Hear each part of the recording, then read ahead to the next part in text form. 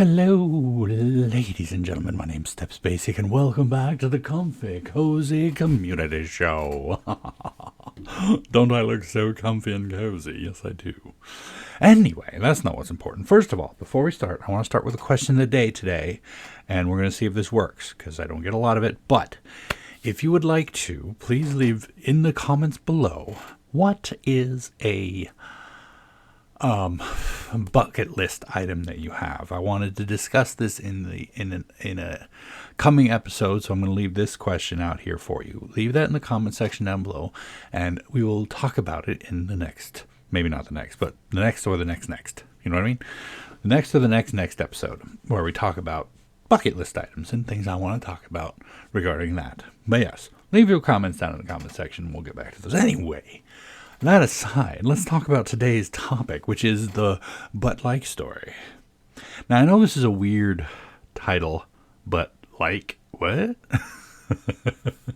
This happened to me recently on TikTok, where this young creator, Rayburn, was talking about Dave Bautista, as a rom-com actor, and how he doesn't think he's attractive enough for a rom-com. This creator, Rayburn, like I said, was giving her pitch for a romantic comedy starring Dave Bautista, and then they were talking about how he would be a wrestling coach and whatnot, and on his off time he would just be a gamer type. He'd go home and play games and whatnot, and obviously the romantic interest of this was the rival coach on the other wrestling team. I'm not going to tell you Rayburn's ideas, but if you'd like to go check them out, they're all over there on the TikTok. That's where I saw them anyway. But anyway, and I had to add on with a but like, and this kind of exploded. I wasn't expecting it to be as popular as it was, but last time I checked, it was like, ooh, one sec. You cannot end a sentence with a preposition. Yes, I can. Well, that's our friend Rayburn right there. So yeah. Well, I don't really know her. It's not my friend, but I would be friends. That's what the important part is. But anyway, whoops, I don't need to add that to my favorites. Sorry about that. The comment I made was, but like he doesn't play heavy action games. He sits down to play some like Stardew Valley game and has like the cutest little farm, and he finds out the other coach is into Stardew as well, and they share a moment talking about the townspeople. I'd watch that, but yeah, I got about 200 likes on that between the two of them. A little bit less than that, but still, it is cool. I wasn't expecting it to blow up as much as it did, so I was excited to see that. People thought that idea was good, and that's what the idea behind a but-like story is. As you'll notice, when I started the story, I started it with but-like, and it's like this is a sort of collaborative storytelling, or something like when you have you and your friends or family sitting around and someone starts talking about how this would be cool, and then you just add on to it with a but like. And in this case, it's like Dave Bautista plays a wrestling coach who goes home and plays video games on the weekends. And then I chime in with, but like, it's not an action adventure type of game, or he plays chill games and that stuff. And this is something I always thought was kind of fascinating. I mean, we know that collaborative storytelling is a fun little medium, as evidenced by,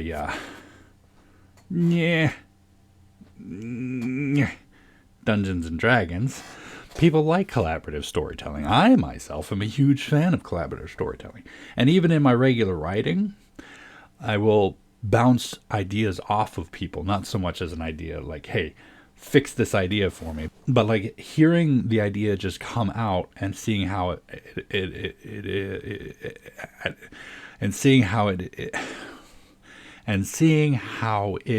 is received and how well it works helps. And in a way, I consider that to be a kind of but-like story, but not in the same vein, but more like, I keep saying but like.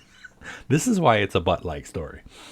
But like, just seeing how it's received, So my ex-wife, we were actually, this was a big thing with me and her. is she would listen to my story ideas, and she would be like, but then like this would, or but like, yeah. And so this is where I got to experience a lot more of my butt like stories. Although I did have I did for Christ's sake, tongue work. But I did have a good number of events like that when I was a kid. Unfortunately, some people don't like butt like stories. Like, you'll start pitching an idea, you'll start talking about the idea. Now, of course, I'm again pulling from my own experience.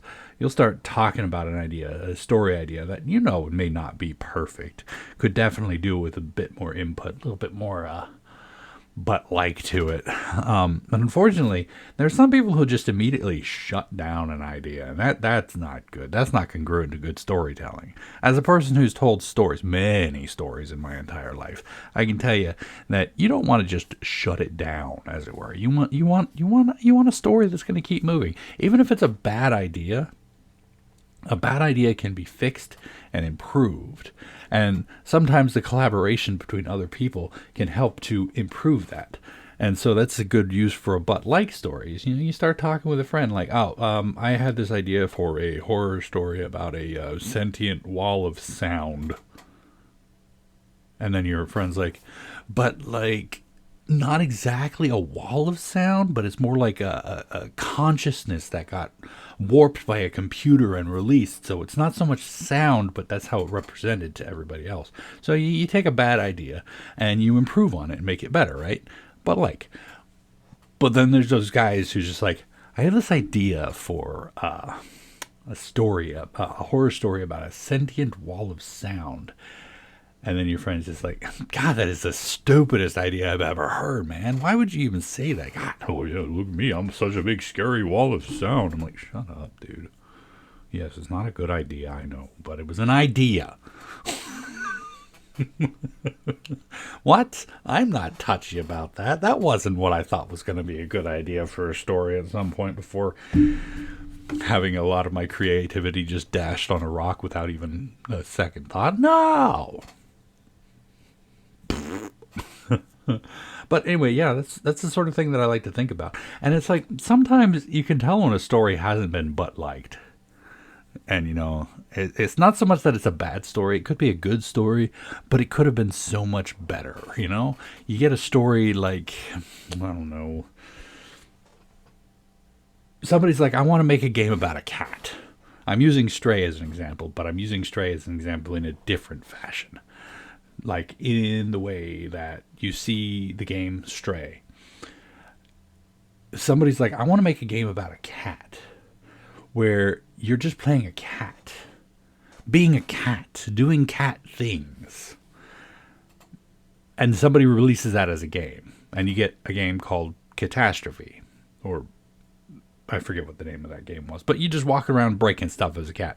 Sure, it's fun for a little while, but it's not going to carry on very long.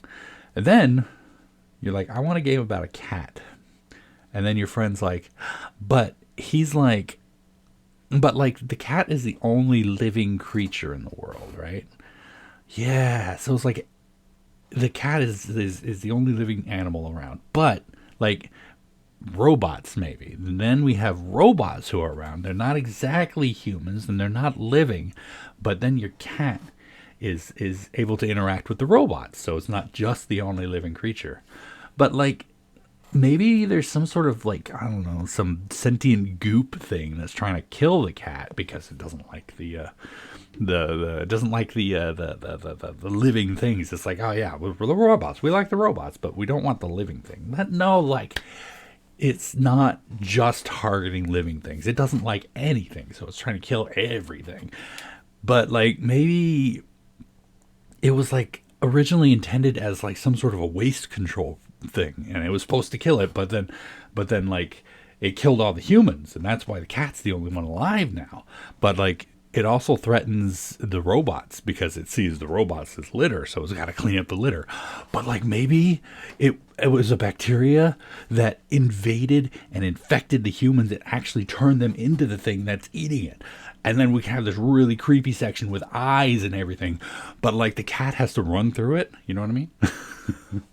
Now, that's a good butt liking right there. I just started talking and I butt liked. a lot.